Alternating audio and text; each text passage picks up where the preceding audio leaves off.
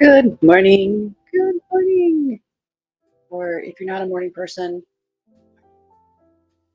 welcome back to Bookeemonsters. My name is PK. It is Wednesday, March the 20th, and being Wednesday, we look at the new releases that are romance oriented. And there's not a whole lot here, so we'll see what we can do. Maybe we'll look at another source if we go through these way too quickly. Hope you had a good night. I slept very well, having not slept well the night before, so yay! It's a win. I'll take it. Elena said, "Good morning, PK. Good morning to you. How are you doing?" And I will see you Friday and Saturday. Oh, that's good to hear. I appreciate you. Thank you. And Mary said, "Good morning, Elena, PK, and everyone. Happy Wednesday. No, baby. But the doctor's coming in soon and may give her something to move things along faster. I'm sure they've gone through all the midwives' tales of try this, try that, try that. Not that I have ever gone through that, but it's like eviction notice, baby. Come on, Annie." Deborah says, good morning, Deborah." And Mary says, "Hi." All right. Though they are few, we shall look at our romances. And I'm going to shut down that tab. All right. Expiration Dates by Rebecca Searle. I did read one of hers. I think it was In 5 Years that I read. Being single is like playing the lottery. There's always the chance that with one piece of paper you could win it all. Daphne Bell believes the universe has a plan for her. Every time she meets a new man, she receives a slip of paper with his name and a number on it, the exact amount of time they will be together. Oh, that kind of, spoilers. The papers told her she'd spend 3 days with Martin in Paris, 5 weeks with Noah in San Francisco, and 3 months with Hugo, her ex boyfriend turned best friend. Daphne has been receiving the numbered papers for over 20 years, always wondering when there will be one without an expiration. Finally, the night of a blind date at her favorite Los Angeles restaurant, there's only a name: Jake. But as Jake and Daphne's story unfolds, Daphne finds herself doubting the paper's prediction and wrestling with what it means to be both committed and truthful, because Daphne knows things Jake doesn't, information that if he found out would break his heart.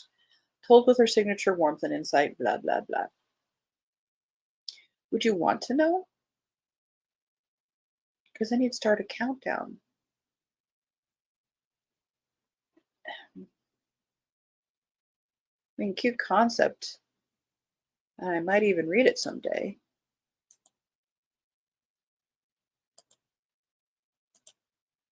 But there's also free will involved.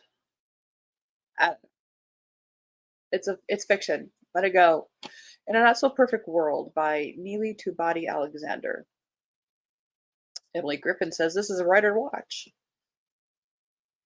A delightful Caribbean set romp about an ambitious designer of apocalyptic video games with a strategy for almost everything who discovers what happens when her best laid plans go off course. Sloane Cooper is up for her dream job as a designer for a top video game company. Why is the name Sloane making a comeback? During the interview, though, she somehow promises the all-male panel that she'll remain single and fully dedicated to the work. It's actually fine. After her last boyfriend cheated on her, she vowed to focus on her career anyway. Enter Charlie, aka Hot Neighbor Guy, a near stranger who shocks her with the offer of an all-inclusive trip to a Turks and Caicos resort. The catch? Charlie originally planned the trip with his ex and asked Sloane to pose as his new girlfriend to make his old flame come running back. Against her better judgment, Sloane says yes. She can use the time away to develop a game design that will dazzle the Catapult team and get her a job offer. Despite sparks flying in paradise, the trip can't lead to more. As their connection deepens, Sloane is reminded that she can't fall for Charlie and get knocked off her professional path. Besides, he's trying to win back his true love. Can Sloane figure out a way to move past heartbreak, land the job of her dreams, and avoid catching feelings? The zombie apocalypse would be easier to solve. At least she's prepared for that.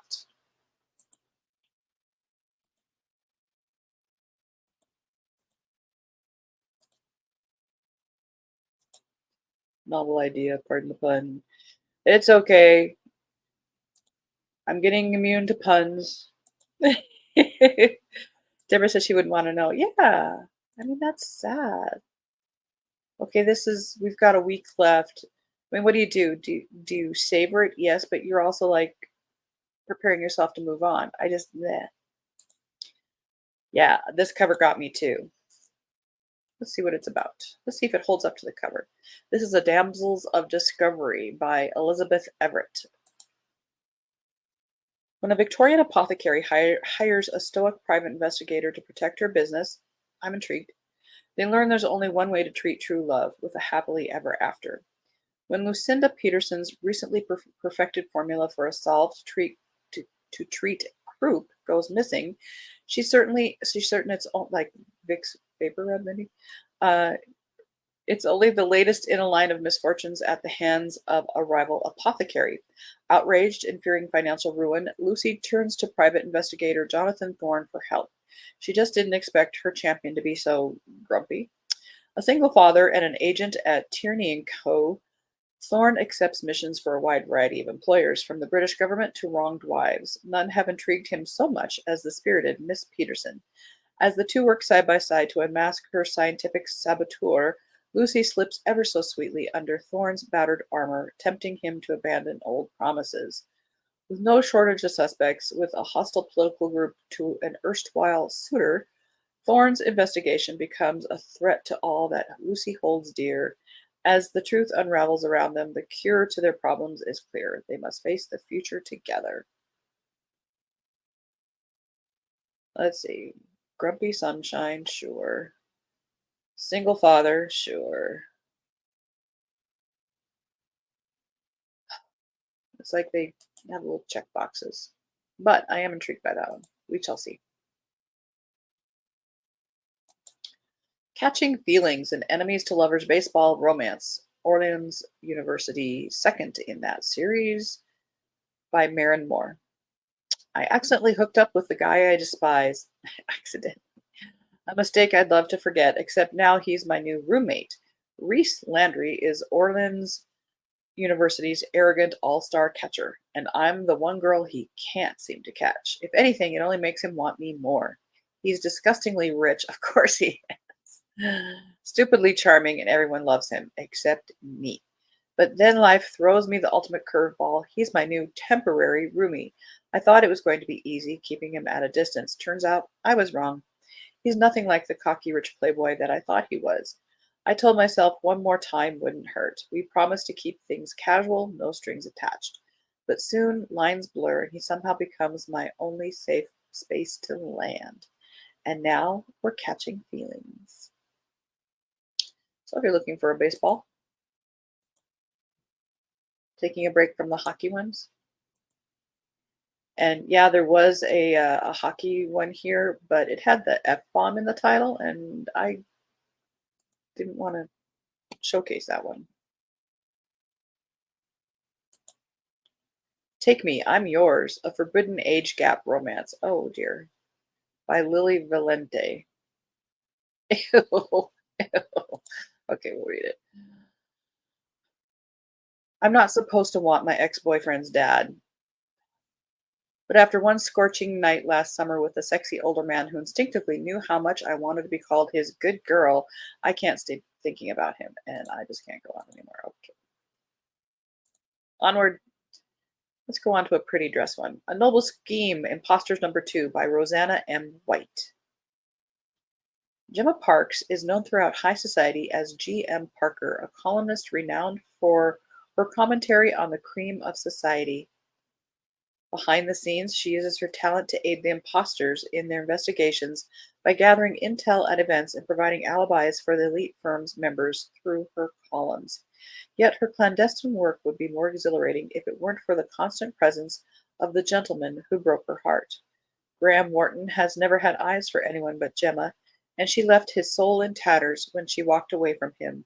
When the imposters take on a new job to recover a kidnapped boy mistaken for his aristocratic cousin, Graham is determined to use the time with Gemma not only to restore the missing boy, but also to win back the only woman he's ever loved. As they trace the clues laid out before them, Graham must devise a noble scheme, not only a scheme, but a noble scheme, to save the boy's life and heal their hearts. This is set in Edwardian era England. Much better. And it's a pretty cover.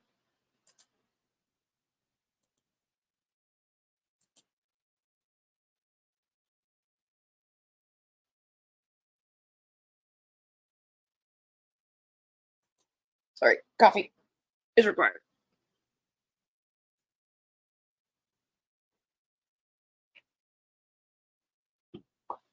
Okay, Flirty Little Secret by Jessica Lepe. Leap? I don't know. Sorry, I apologize. Romantic comedy. School counselor Lucy Galindo has a secret. To her coworkers, friends, and even family, she's shy, sweet, and constantly struggling to hold off disaster, read, manage her anxiety and depression.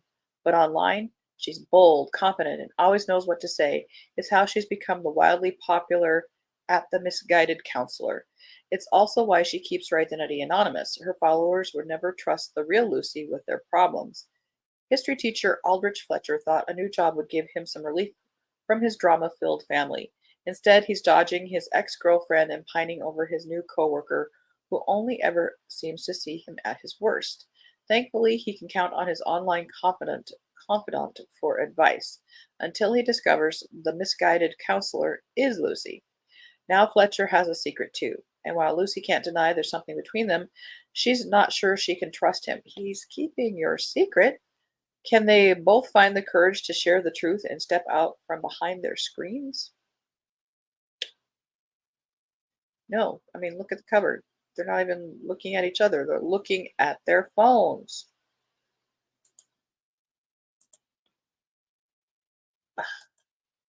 Bah.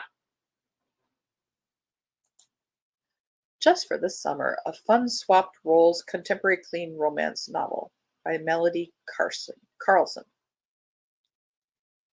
Ginny Masters manages a popular boutique hotel in Seattle and manages with aplomb. But the daily challenges and irritations of a fast paced job and a demanding boss are starting to get to her. Jacqueline Potter manages her grandfather's fishing lodge in Idaho because it was the only job she could find after graduating with her hospitality degree. She's grateful for the work but longs for a more sophisticated and cosmopolitan life she's just not going to find in this backwoods town. Solution to both their problems seems obvious. Just for the summer, they'll swap jobs and lifestyles, but they never anticipated swapping love interests. In this fabulous new twist on an age old fable, award winning and best selling author Melody Carlson introduces you to two career focused women who are about to discover that there's more to finding happiness than just switching up the scenery. They don't. Uh, Sounds like they're not falling in love with each other, but we don't even hear about the guys. Interesting. Compare the last two covers, the one with pretty dress and then this one, a world of difference. Absolutely. And that's, on purpose. It's definitely a marketing choice of who they are targeting. The Elements series by Brittany Cherry, The Air He Breathes. Tristan used to have it all, but now he's a broken shell of a man, angrily lashing out at anyone who comes too close. He's fully prepared to be the monster everyone claims he is, until he meets a woman whose heart is just as shattered as his own. Together, they're no longer lost alone in the dark. Together, at last, they are free. I was warned about Tristan Cole. Stay away from him, people said. He's cruel, he's cold, he's damaged. But that's just what what, a red flag in front of a bull? It's easy to judge a man because of his past, to look at Tristan and see a monster, but I couldn't do that.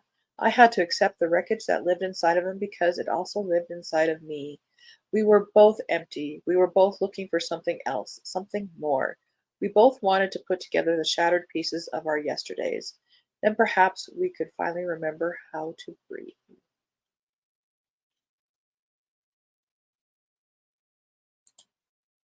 Yeah, definitely going for the Gen Zers on that one. Whether or Not by Tracy Brogan. Meteorologist Allison Winters loves her job at Channel 7 News, but after 2 years of working the 0 dark 30 morning shift, she's ready for a new adventure.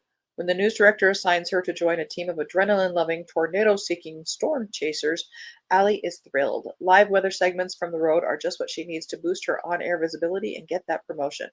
There's just one problem: Dylan Parks, storm team leader, and her one time fiance, of course. The last time Dylan Parks saw Allie Winters, she just returned his engagement ring and twisted up his heart like an F5 tornado. Now she's in the backseat of his tech laden SUV, looking more beautiful than ever and expecting to spend the week with him and his team.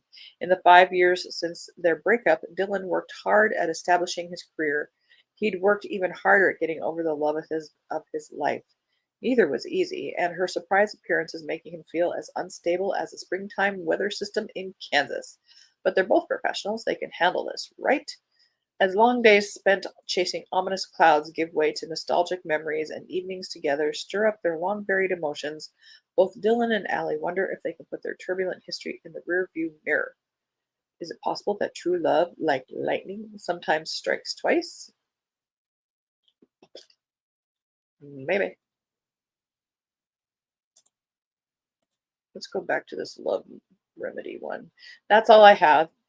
We could possibly look at the Harlequin site, but let's go back to this one for a minute.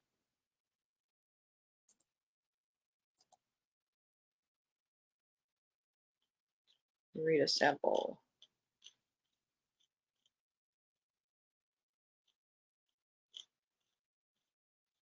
All these front pages.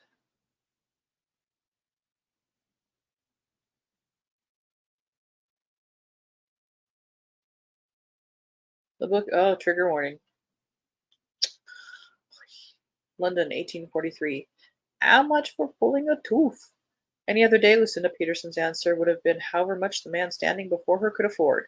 Since its founding, Peterson's Apothecary held a reputation for charging fair prices for real cures.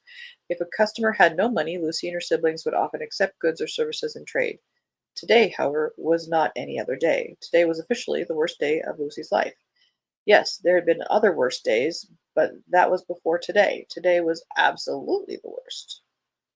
Half shilling, Lucy said, steel in her voice as she crossed her arms, exuding determination. She would hold strong today. She would think of the money the shop desperately needed and the bills piling up and the fact that she truly, really, absolutely needed new undergarments.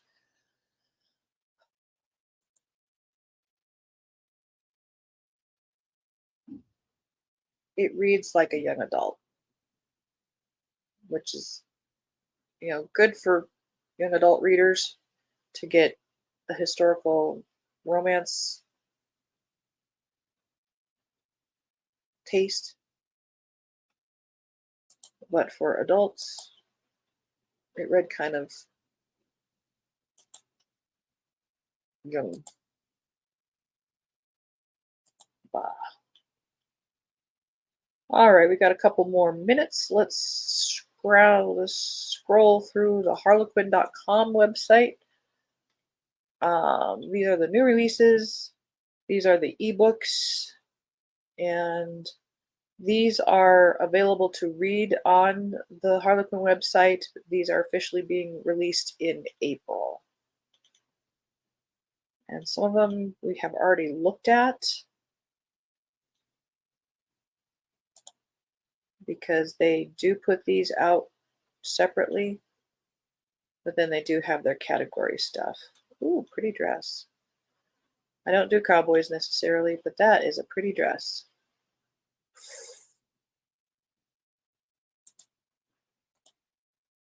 I just want that cover. I don't necessarily want to read it.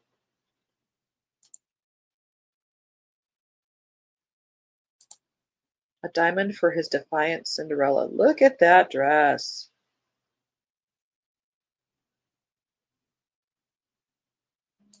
It's like playing Barbies, only it's books.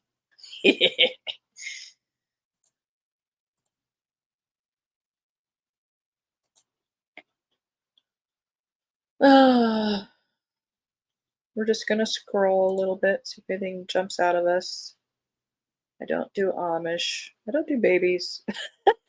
What do you do? Well, I do smart ones. Yeah, sometimes the suspense ones are okay.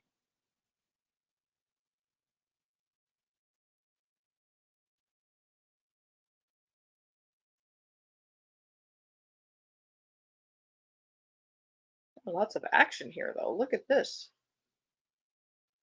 We have this snowmobiling here, crash landing, deadly mountain rescue.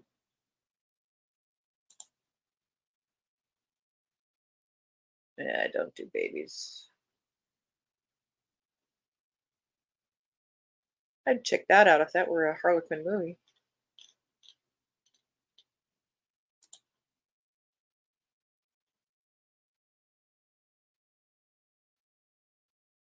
His unexpected grandchild.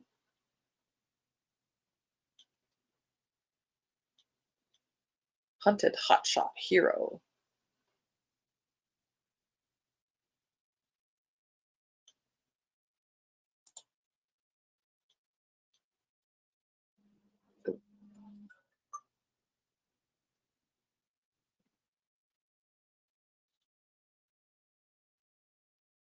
The Jewish one by Jennifer Wilk. She does those.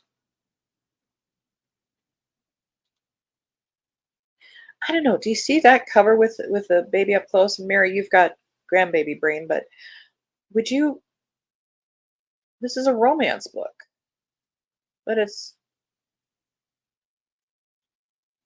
has a baby very, very up close and personal.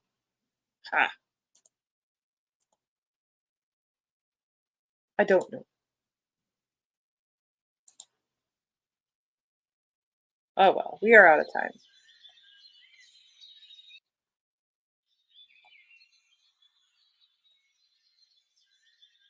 All righty. Well, that is most of the romances that are being set into the wild this week. Tomorrow's morning show, we will look at fantasy and science fiction. And then Friday will be freeform, just things that catch our eye or more cozy mysteries, whatever we feel like doing, because it will be Friday. Uh, Being Wednesday today, we do not have sprints tonight on my channel. The next sprints we have are tomorrow night at 6 p.m. Mountain Time, 8 p.m. Eastern.